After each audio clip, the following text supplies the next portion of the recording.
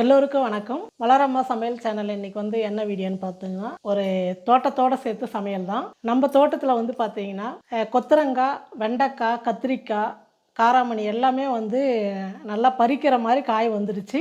ஒரு வாரமா நான் வந்து காய் பறிக்கலாம் நானும் வீடியோ எடுக்கலாம் அப்படின்றதுனால அப்படியே விட்டதுனால, கத்திரிக்காய் மட்டும் தான் நமக்கு முழுசா கிடைச்சது. மீதி எல்லாமே பாதிக்கு பாதி வெரைக்காயா ஆயிடுச்சு, முத்தி போச்சு. சரி பரவாயில்ல, ஃபஸ்ட்டு வந்த காய் நம்ம அடுத்த முறை போகிறதுக்கு விதையா இருக்கட்டும்னு சொல்லிட்டு பாதி விட்டுட்டு பாதி பறிச்சுக்கலான்னு இருக்கேன். வாங்க நம்ம தோட்டத்தில் போயிட்டு என்னென்ன காய் எப்படி இருக்குன்னு சொல்லிட்டு நம்ம தோட்டத்தை சுற்றி பார்த்துட்டு அப்படியே ஃப்ரெஷ்ஷாக காய் பறிச்சுட்டு நம்ம சமைக்கலாம்.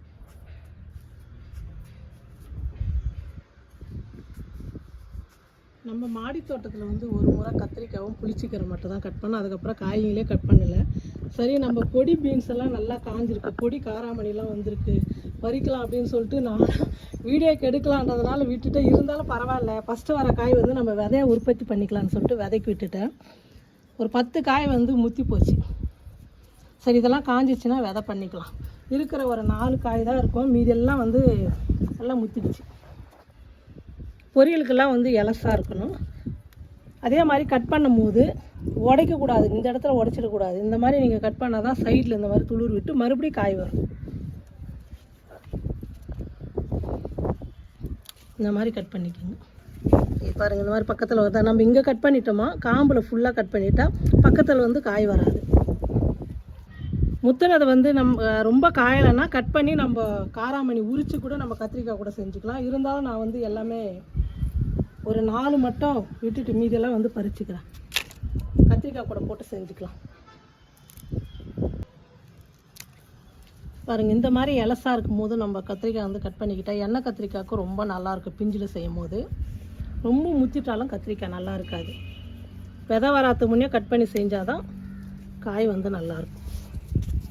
அப்படியே இந்த கத்திரிக்காய் பார்த்திங்கன்னா வெண்ணெய் மாதிரியே இருக்கும் சமைக்கும் போது.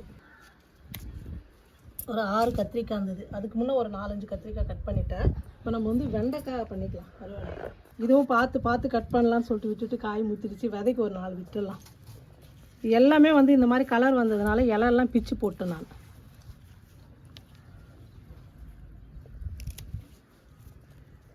எல்லாம் முத்திடுச்சு.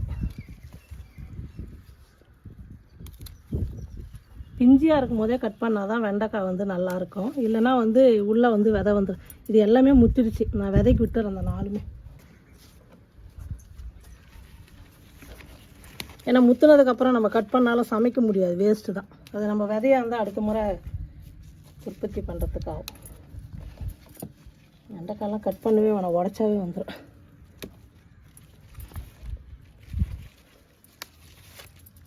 ஒரு 10 காய்க்கு மேலே முத்தி போயிடுச்சு.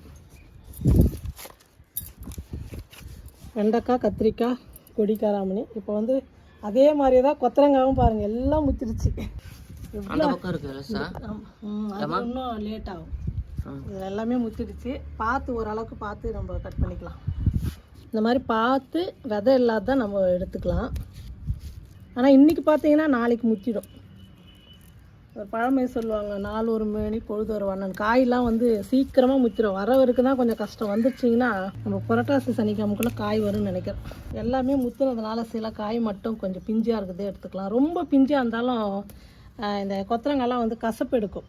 அதனால் ஓரளவுக்கு முத்தி இருக்கணும். அதே மாதிரி விதை வராத மாதிரி எடுத்துக்கணும். இன்றைக்கி நம்ம தோட்டத்தில் நல்லா ஒரு கைப்பிடி அளவுக்கு 4 கிலோவுக்கு மேலே கிடச்சிருக்கோம். எல்லாம் முத்துனதால் இவ்வளோ தான் கிடச்சிது. இதை வச்சு இன்றைக்கி நம்ம என்னென்ன சமைக்கலாம்னு சொல்லிட்டு பார்க்கலாம். நம்ம தோட்டத்துலேருந்து பறிச்சுட்டு வந்த கத்திரிக்காய் பாருங்கள், கொஞ்சம் காராமணி இருந்தது. நான் பச்சை வேர்க்கடலை வாங்கிட்டு வச்சுருந்தேன். அந்த வேர்க்கடலையும் காராமணியை நான் வேக வச்சுக்கிட்டேன். குக்கரில் ஒரு விசில் எடுத்துக்கிட்டேன். ஏன்னா கத்திரிக்காய் சீக்கிரமாக வெந்துடும், வேர்க்கடலைலாம் வேகாது. அதனால் இது கூட சேர்த்து சமைக்கும் போது கத்திரிக்காய் சீக்கிரமாக வெந்துடும். அதுக்காக நான் குக்கரில் வேக வச்சுக்கிட்டேன். அப்புறம் நம்ம தோட்டத்தில் கிடைச்ச கொத்தரங்காய் இவ்வளோ தான் கிடைச்சிது. மீதியெல்லாம் முத்திட்டு இருக்குது. இது வரைக்கும் கட் பண்ணி சின்ன சின்னதாக உப்பு மஞ்சள் தூள் போட்டு வேக வச்சு தண்ணி வடிகட்டி எடுத்துக்கிட்டேன். ஒரு 7-8 வெண்டைக்காய் கிடைச்சிது. இந்த வெண்டைக்காய் இதை வச்சு தான் இன்றைக்கி நம்ம வீட்டில் சமையல். இப்போ நம்ம கத்திரிக்காய், காராமணி, வேர்க்கடலை வச்சு ஒரு குழம்பு செஞ்சுக்கலாம். அதுக்கு ஒரு 3 டீஸ்பூன் எண்ணெய் சேர்த்துக்கிறேன். இது கொஞ்சம் பெருசாக இருக்கும், அதனால் 2 சேர்த்தா 3 டீஸ்பூன் வரும். அதனால தான் கொஞ்சம் அதிகமாக சேர்த்துக்கிட்டேன். எண்ணெய் காஞ்சிடுச்சு, கடுகு சேர்த்துக்கிறேன். சீரகம் ஒரு 1/4 டீஸ்பூன். கத்திரிக்காய் நம்ம புளி ஊற்றி தான் செய்ய போகிறோம். புளி ஊற்றி செய்யும் போது கொஞ்சமாக வெந்தயம் சேர்த்துக்கிட்டிங்கன்னா ரொம்ப மணமாக இருக்கும். ஒரு 1/4 டீஸ்பூன் கொஞ்சம் கம்மியாக சேர்த்துக்கிறேன்.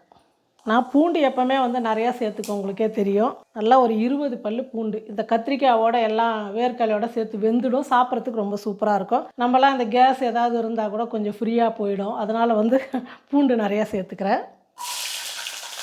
ஒரு சின்னதாக ஒரு மீடியம் சைஸ் வெங்காயம் வந்து பொடியாக கட் பண்ணிக்கிட்டேன். கொஞ்சம் கருவேப்பிலை இதையும் சேர்த்துக்கலாம்.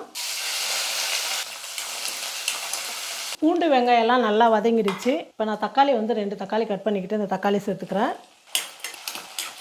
தக்காளி வந்து நல்லா வதங்கட்டும். அதுக்குள்ளே நம்ம வெண்டைக்காய்க்கு கொத்தரக்காய்க்கெல்லாம் வந்து கொத்தரக்காய்ன்றதானே வெண்டைக்காய் புளிக்குழம்பு வைக்க போகிறோம். கொத்தரங்காய் வந்து பொரியல் செய்ய போகிறோம். அதுக்கு வந்து வெங்காயம் தக்காளியெல்லாம் நான் கட் பண்ணிக்கிறேன். அதுக்குள்ளே தக்காளி வந்து வதங்கட்டும். வெங்காயம் தக்காளியெல்லாம் நல்லா வதங்கிடுச்சு. இப்போ நான் வந்து கத்திரிக்காய் சேர்த்துக்கிறேன். பாருங்கள், நான் வேக வச்ச காராமணி வேர்க்கடலை நல்லா வெந்துடுச்சு. இதையும் சேர்த்துக்கிறேன். இப்போ வந்து நம்ம மிளகாத்தூள் எல்லாம் சேர்த்துக்கலாம். நான் ஒரு 3/4 டீஸ்பூன் வந்து வெறும் மிளகாத்தூள் சேர்த்துக்கிறேன். தனியாத்தூள் வந்து 1 டீஸ்பூன் சேர்த்துக்கிறேன். கரம் மசாலா வந்து ஒரு 1/4 டீஸ்பூன் சேர்த்துக்கிறேன். மஞ்சள் தூள் கொஞ்சம். இந்த குழம்புக்கு தேவையான அளவுக்கு நான் வந்து கல் உப்பு சேர்த்துக்கிறேன். சேர்த்துட்டு 1 நிமிஷத்துக்கு வந்து நம்ம நல்லா காயோடு சேர்த்து இந்த மிளகாத்தூள் இதெல்லாம் வந்து நல்லா வதங்கட்டும். பாருங்கள், மிளகாத்தூள் எல்லாம் சேர்த்து ஒரு 2 நிமிஷத்துக்கு வந்து நல்லா எண்ணெயில் வந்து வதக்கிக்கிட்டேன். இப்போ தேவையான அளவுக்கு தண்ணி சேர்த்துக்கலாம். உங்களுக்கு கொஞ்சம் தண்ணியாக வேணும் அப்படின்னாலும் நீங்கள் அதிகமாக சேர்த்துங்க. இல்லை கெட்டியாக வேணும்னா கொஞ்சம் கம்மியாக சேர்த்துங்க. காயெல்லாம் வேகணும் இல்லையா, கத்திரிக்காய் மட்டும் தான் வேகணும். நான் வந்து இன்னும் கொஞ்சம் சேர்த்துக்கிறேன். புளி தண்ணி வேறு சேர்ப்போம். இந்த அளவுக்கு இருந்தால் கரெக்டாக இருக்கும். இப்போ கத்திரிக்காய் வந்து நல்லா வேகட்டும். ஒரு 3/4 பாகம் கத்திரிக்காய் வந்ததுக்கப்புறம் நம்ம புளி தண்ணி சேர்த்துக்கலாம். பாருங்கள், கத்திரிக்காயெல்லாம் வந்து வெந்துடுச்சு. இப்போ நம்ம வந்து புளி சேர்த்துக்கலாம். நல்லா வெந்துடுச்சு கத்திரிக்காய். ஒரு சின்ன எலுமிச்சம்பழம் அளவுக்கு புளி எடுத்து கரைச்சிக்கிட்டேன். இப்போ அந்த தண்ணி வந்து வடிகட்டிக்கிறேன். கத்திரிக்காய் சேர்த்தாவே நம்ம புளி கொஞ்சம் சேர்த்துக்கணும், அப்போ தான் டேஸ்ட்டு நல்லாயிருக்கும். புளி தண்ணி ஊற்றுனதுக்கப்புறம் ஒரு 5 நிமிஷத்துக்கு வந்து நல்லா கொதிக்கிட்டோம். ஸ்டவ் வந்து கம்மியாக வச்சுட்டு கொதிக்க வச்சுங்க. அப்போ தான் வந்து புளி கொதிக்க கொதிக்க கொஞ்சம் கெட்டியாக இருக்கும், டேஸ்ட் வந்து நல்லாயிருக்கும். புளி ஊற்றுனதுக்கப்புறம் ஒரு 5 நிமிஷம் வந்து நல்லா கொதிக்க வச்சுக்கிட்டேன். புளியோட பச்சை வாசனைலாம் போயிடுச்சு. இப்போ நம்ம சாதத்தோடு சாப்பிட்றதுக்கு இந்த அளவுக்கு கொஞ்சம் தண்ணியாக இருந்தால் தான் குழம்போடு இந்த வேர்க்கடலை காராமணி கத்திரிக்காய் சேர்த்து பிசைஞ்சு சாப்பிடும் போது நல்லாயிருக்கும். இன்னும் கெட்டியாகிடுச்சுன்னா அது வந்து தொட்டுக்கிறதுக்கு மட்டும் தான் யூஸ் ஆகும். நான் அதனால் வந்து சாப்பாட்டுக்கு சாப்பிட்றதுக்காக இந்த அளவுக்கு தண்ணி சேர்த்து இந்த அளவுக்கு தண்ணியாக இருக்கும் போதே நான் இறக்கிறேன்.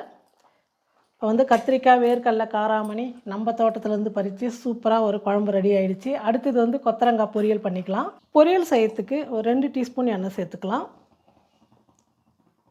உளுத்தம்பருப்பு கடுகு சீரகம் கொஞ்சம் கொஞ்சமாக எடுத்துக்கிட்டேன், அதை சேர்த்துக்கிறேன். பாருங்கள், உளுந்தெல்லாம் நல்லா கலர் மாதிரி வந்துடுச்சு. கடுகும் நல்லா பொரிஞ்சிடுச்சு. ஒரு 5 பல்லு பூண்டு வந்து தோலோடு வந்து நறுக்கிக்கிட்டு அதை சேர்த்துக்கிறேன். காரத்துக்கு வந்து நான் வெறும் வரமிளகா மட்டும் தான் சேர்த்துக்கிறேன். ஒரு 3 வரமிளகாவை சின்ன சின்னதாக கட் பண்ணிக்கிட்டேன். வரமிளகாலாம் நல்லா வறுபட்டுடுச்சு. சின்னதாக ஒரு வெங்காயம் எடுத்து பொடியாக கட் பண்ணிக்கிட்டு கொஞ்சம் கருவேப்பிலை அதையும் சேர்த்துக்கலாம். வெங்காயம் வந்து கொஞ்சம் நேரம் வந்து வதங்கட்டும். இப்போ வந்து நம்ம வேக வச்ச கொத்தரங்காவை சேர்த்துக்கலாம். நான் வந்து உப்பு சேர்த்து மஞ்சள் தூள் கொஞ்சம் சேர்த்து வேக வச்சுக்கிட்டேன். அதனால் உப்பு வந்து பார்த்துட்டு கொஞ்சமாக சேர்த்துக்கலாம். எப்போவுமே வந்து நாங்கள் வந்து 3வது சனிக்கிழமை தான் சாமி கும்பிடுவோம். ஆனால் இந்த வாரம் இல்லை ஃபஸ்ட்டு வாரம் கும்பிட்டு தான் நம்ம வீட்டில் இருக்கிற வெண்டைக்காய் பொரியல், கொத்தரங்காய் பொரியல், கத்திரிக்காய் சாம்பார் எல்லாமே வச்சுருக்கலாம் சாமிக்கு நம்ம வீட்டு தோட்டத்துலேருந்து. சரி, அடுத்த வாரத்துக்குள்ளே இன்னும் 1 வாரம் இருக்கு இல்லையா, அதுக்குள்ளே பார்க்கலாம் காய் ஏதாவது வருதான்னு சொல்லிட்டு. இல்லை, இன்றைக்கி பின்னாடி கேமரா எடுக்கிறவர் பேசவே மாட்டேங்கிறாரு. அப்படியா? கிச்சனில் வேலை சமைக்கும் போது தான் பேசணும். பிரியா சேனலில் கேட்டிருப்பாங்க பாரு, அப்பா அம்மா அண்ணாலாம் ஜாலியாக பேசின்னு சமைக்கிற மாதிரி இன்றைக்கி தான் நீங்கள் சமைச்சிருக்கிறீங்க பிரியா அப்படின்னு சொல்லிட்டு கேட்டிருக்கிறாங்க யாரோ. இப்போ நம்ம வந்து உப்பு இருக்குதான்னு செக் பண்ணிக்கிறேன். கொத்தரங்காய் பாதி அளவுக்கு இருக்குது, கொஞ்சமாக தான் போட்டு வேக வச்சேன். இப்போ வந்து கொஞ்சமாக உப்பு சேர்த்துக்கிறேன். சூப்பராக இருக்குது காய். கடையில் வாங்கினா கசப்பாக இருக்கும் இந்த கொத்தரங்காய். ஏன்னா அது 2-3 நாள் அவங்க தோட்டத்தில் பறித்து எடுத்துன்னு வந்து நமக்கு வரத்துக்குள்ளே 2-3 நாள் ஆகிடுது. அது வந்து இந்த காற்றுல அதெல்லாம் பண்ணும்போது கொஞ்சம் கசப்பு தொட்டம் வேக வச்சு பண்ணும்போது சில காய் வந்து கொஞ்சம் கசப்பாக இருக்கும். ஆனால் நம்ம தோட்டத்து காய் பாருங்கள் எவ்வளோ சூப்பராக முத்திடுச்சுன்னு நினச்சேன். முத்தவே இல்லை, எல்லாமே பறிச்சுட்டு இருந்துக்கலாம். நல்லா அப்படியே ஒரு மாதிரி எப்படி சொல்கிறது, அப்படியே பூ மாதிரி சூப்பராக இருக்குது. நல்லா இருக்குது கொத்தரக்காய். கொஞ்சமாக உப்பு சேர்த்துக்கிறேன். இந்த கொத்தரங்காய் கூட வேர்க்கடலை இடித்து போட்டு பொரியல் பண்ணிவிட்டு சாப்பிடும் போது இதெல்லாம் பாருங்களேன். பிரியா வந்து நேற்று கூட நான் சில துவையலெல்லாம் அரைச்சேன். அப்பா சாப்பிட மாட்டார், பையன் சாப்பிட மாட்டான். நானும் பிரியா மட்டும் தான் அந்த எவ்வளோ துவையல் அரைச்சாலும் இந்த மாதிரி பொரியல் பண்ணால் இப்போ இதெல்லாம் வந்து நாங்கள் தொட்டுன்னு சாப்பிட மாட்டோம். இந்த காய் வந்து பிசைஞ்சு சாப்பிடுவோம். பாதி சாப்பாடுனா பாதி இந்த பொரியல் வச்சு நானும் பிரியா பிசைஞ்சு சாப்பிடுவோம். இவங்களாம் யாருமே சாப்பிட மாட்டாங்க. இப்போவும் பாருங்கள், அந்த வெண்டைக்காய் புளிக்குழம்பு மட்டும்தான் அவருக்கும் பையனும் சாப்பிடுவாங்க.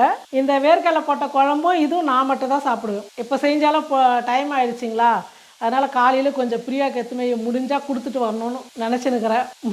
பார்க்கலாம். பாருங்கள், ஒரு 2 நிமிஷத்துக்கு வந்து நம்ம கொத்தரங்காய் சேர்த்ததுக்கப்புறம் எண்ணெயில் வந்து நல்லா வதக்கிக்கிட்டோம். கடைசியாக நம்ம வந்து கொத்தரங்காய் இறக்கும் போது இந்த வேர்க்கடலை தூள் போட்டுட்டு கலந்து கொடுத்துட்டு இறக்கணும். ஃப்ரிட்ஜு டூரில் சொல்லியிருப்பேன், ஸ்டாக் இதெல்லாம் எடுத்து காமிச்சிருப்பேன். எல்லாமே வந்து வேர்க்கடலை தூள் பண்ணி எல்லாமே ஸ்டாக் எப்போவுமே இருக்கும் என்கிட்ட. இந்த கத்திரிக்காயில் வந்து நான் வேர்க்கடலை காராமணி போடலன்னா இதே மாதிரி தான் வேர்க்கடலை போட்டு குழம்பு வச்சிட்ருப்பேன். நம்ம சேனலில் நிறையா காய்ங்க கூட வந்து வேர்க்கடலை போட்டு செஞ்சுருப்பேன். ரொம்ப நல்லாயிருக்கும். இன்னும் கொஞ்சம் போட்டுக்கலாம், நிறையா இருந்தால் தான் டேஸ்ட்டாக இருக்கும். வேர்க்கடலை போட்டு கலந்து கொடுத்துட்டு இறக்கிட்டா போதும். ரொம்ப நேரம்லாம் வந்து ஸ்டவ் மேலே வைக்க வேணாம். பாருங்கள், ஒரு சூப்பரான நம்முடைய தோட்டத்து கொத்தரங்காய் பொரியல் ரெடி ஆகிடுச்சு. அடுத்தது வந்து நம்ம ஒரு சூப்பரான புளிக்குழம்பு வச்சுக்கலாம், வெண்டைக்காய் புளிக்குழம்பு. இப்போ வெண்டைக்காய் புளிக்குழம்பு செஞ்சுக்கலாம். அதுக்கு வந்து ஒரு 3 டீஸ்பூன் எண்ணெய் ஊற்றிக்கிறேன். ஏன்னு கேட்டிங்கன்னா, வெண்டைக்காய் வந்து ஃபஸ்ட்டு எண்ணெயில் வந்து லேசாக வதக்கி எடுத்துக்கலாம். அப்போ தான் அந்த வழுவழுப்பு தன்மை இல்லாமல் நல்லாயிருக்கும். இப்போ எண்ணெய் காஞ்சிடுச்சு, வெண்டைக்காய் சேர்த்துக்கலாம். ஒரு 2 நிமிஷத்துக்கு வந்து எண்ணெயில் வந்து வெண்டைக்காய் நல்லா வதக்கி எடுத்துக்கலாம். இப்போ நம்ம வாங்கினது எல்லாமே சந்தையில் போனால் கூறு கட்டி வைப்பாங்களே, 10 ரூபா இருக்குமா அது? கொத்தரங்காய் 10 ரூபா, கத்திரிக்காய் ஒரு 5-6 அவ்வளோதான் 10 ரூபா, வெண்டைக்காய் இது கூட கொஞ்சம் அதிகமாக இருந்தால் தான் 20 ரூபா, 10 ரூபா இருக்கும். இன்றைக்கி நம்ம வீட்டில் வந்து எத்தனை 4 விதமாக 40 ரூபா காய்கறி நம்ம வந்து நம்ம மாடி தோட்டத்தில் பறித்த மாதிரி தான் இல்லையா? காராமணி கூட அவ்வளோதான், ஒரு 10 தான் இருக்குதே 10 ரூபாய்க்கு நம்ம வாங்கணும்ல. நம்ம வீடியோவில் நீங்கள் பார்ப்பீங்க, காய்ங்கெல்லாம் கொத்தரங்காயெல்லாம் பார்த்தீங்கன்னா செடி ஃபுல்லாக அப்படி இருந்தது, காய் எல்லாமே முத்தி போச்சு. ஆனால் நல்ல காய் அது. அதனால தான் நான் வந்து விதை பரவாயில்ல இருக்கட்டும், ஏன்னா ஒவ்வொரு செடியிலையும் ஒரு 1/4 கிலோ காய் வருதுன்னா இன்னும் போக போக பூ நிறைய எடுக்கும். நாங்கள் வந்து ஒரு முறை ஊரில் வந்து செடி வச்சுருந்தோம். ஒரே செடி ஒரு 2 கிலோ இருக்குல்ல.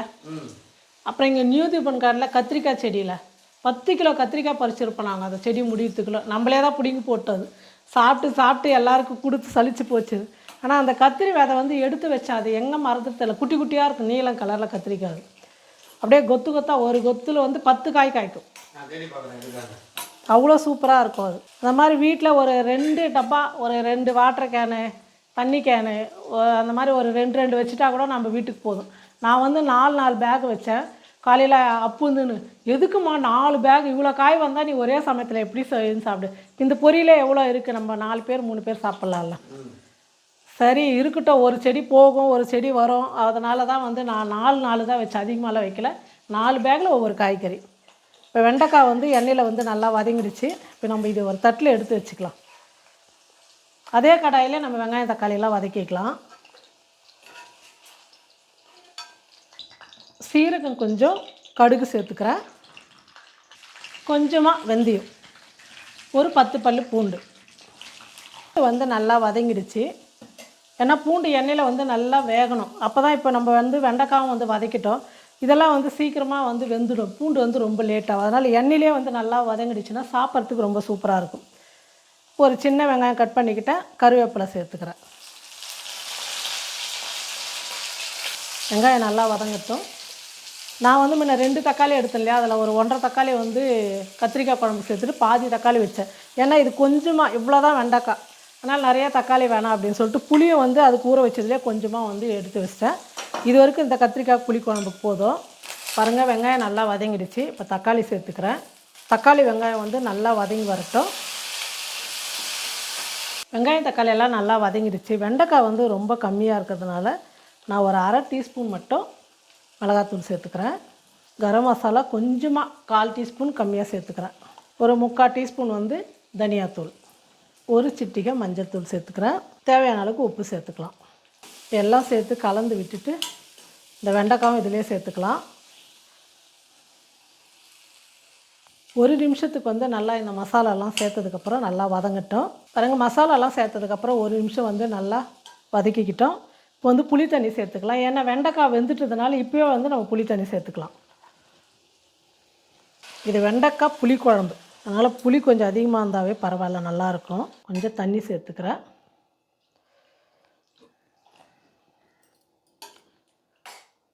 குழம்பு வந்து நல்லா கொதிக்கட்டும். பாருங்கள், வெண்டைக்காய் புளிக்குழம்பு நல்லா கொதித்து நல்லா திக்காக வந்துருச்சு. இந்த அளவுக்கு இருந்தால் போதும். இப்போ நான் ஸ்டவ் ஆஃப் பண்ணிடுறேன். ஒரு சூப்பரான நம்ம தோட்டத்து வெண்டைக்காய் புளிக்குழம்பு ரெடி ஆகிடுச்சு. இப்போ நம்ம என்னென்ன செஞ்சுருக்குன்னு சொல்லிட்டு பார்க்கலாம். நம்ம தோட்டத்தில் பறித்த எல்லா காய்கறியும் வந்து நம்ம சமைச்சிட்டோம். நம்ம என்னென்ன சமைச்சிருக்கிறோம்னு சொல்லிட்டு பார்க்கலாம் வாங்க. காராமணி கத்திரிக்காய் நம்ம தோட்டத்தில் விளைஞ்சிது. இது வேர்க்கடலை மட்டும் நான் ஏற்கனவே வாங்கிட்டு வந்து வச்சுருந்தேன், பச்சை வேர்க்கடலை. அதை போட்டு புளி ஊற்றி குழம்பு வச்சுட்டேன்.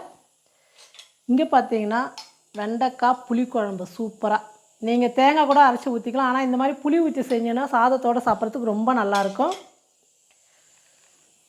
கொத்தரங்காய் வேர்க்கடலை போட்டு பொரியல்.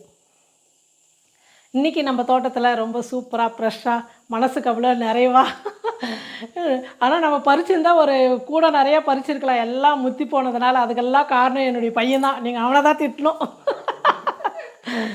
அங்கேயே பறித்து அங்கேயே சமைக்கலாம் அப்படின்னு பிளான் பண்ணோம். ஆனால் காற்று ஒரு 2 நாளாக கொஞ்சம் மழை தூறலெல்லாம் எடுக்க முடியல. இன்றைக்கி நல்லா பாருங்கள் எவ்வளோ சூப்பராக. கொஞ்சம் கொஞ்சமாக இருந்தாலும் 4 காய் இருந்தால் போதும் ஒருத்தருக்கு. இந்த புளிக்குழம்பு வந்து பார்த்திங்கன்னா இப்போ எங்கள் வீட்டில் 3 பேருக்கு வந்து கரெக்டாக சரியாக போயிடும். இல்லை ரசம் இருந்தாலும் பரவாயில்ல, இல்லைனாலும் சரியாக போயிடும். இந்த குழம்பு வந்து எங்கள் வீட்டுக்காரர் வந்து அப்படியே சாதத்தில் போட்டு சாப்பிடுன்னா சாப்பிட மாட்டார். எனக்கு சாதத்தில் போட்டு கலந்து கையில் உருண்டை பண்ணி கொடுத்துரு அப்படின்னு. அதனால் வந்து 3 பேருக்குமே கலந்து நான் கையில் உருண்டை பண்ணி கொடுத்துட்டா இந்த குழம்பே சரியாக போயிடும். இப்படி இருக்கும் போதே நம்ம தோட்டத்தில் ஒரு 2 காய்கறி செடி இருந்தால் கூட எவ்வளோ சந்தோஷமாகுது. நீங்களும் முடிஞ்ச அளவுக்கு உங்கள் வீட்டில் வந்து ஒரு சின்ன சின்ன தொட்டி, சின்ன சின்ன பேக் இருந்தால் கூட 2 வைங்க. ஏன்னா என் பையன் முறைக்கிறான். என்னன்னு கேட்டிங்கன்னா, நீ தான் கெட்டு மாடி தோட்டம் வைக்கிறதுனா அவங்களுக்கு அவ்வளோ கஷ்டம், வாங்கிட்டே இருக்கிறேன்னு. ஏமா எல்லாருக்கும் சொல்லியிருக்கிறேன்னு சொல்லிட்டு முறைக்கிறான். இது ரொம்ப நல்ல விஷயம். எவ்வளோ மனசு கஷ்டமாக இருந்தாலும் எனக்கு வந்து உண்மையிலே சொல்கிறேன், நிறைய கஷ்டம்தான் ஓரளவுக்கு மனசுக்குள்ளே. இந்த செடிக்கிட்ட காலையில் எழுந்தவுடனே நான் டீ காப்பி கூட குடிக்க மாட்டேன். வெளியே தண்ணி தெளித்து கோலம் போட்டு மாடியிலேருந்து கீழே வரைக்கும் தண்ணி போட்டு ஒவ்வொரு செடியாக நேற்று எப்படி இருந்தது இன்றைக்கி எப்படி வளர்ந்துக்குது, நேற்று எப்படி இருந்தது இன்றைக்கி எப்படி வளர்ந்துக்குதுன்னு பார்த்துட்டு ரொம்ப சந்தோஷப்படுறேன். மனசும் ரொம்ப சந்தோஷமாக இருக்குது. இன்றைக்கி நம்ம சமையல் செஞ்சு ரொம்ப சந்தோஷமாக இருக்குது எனக்கு எங்கள் மாடி தோட்டத்து காயில். நீங்களும் வந்து இந்த மாதிரி தோட்டம் வச்சு காய்கறி சமைச்சு பார்த்துட்டு எப்படி இருக்குன்னு சொல்லிட்டு, நான் செஞ்ச பொரியல் புளிக்குழம்பு எல்லாம் எப்படி இருக்குதுன்னு சொல்லிட்டு நீங்கள் செஞ்சு சாப்பிட்டு மறக்காமல் கமெண்ட் பண்ணுங்கள், ஷேர் பண்ணுங்கள். நன்றி.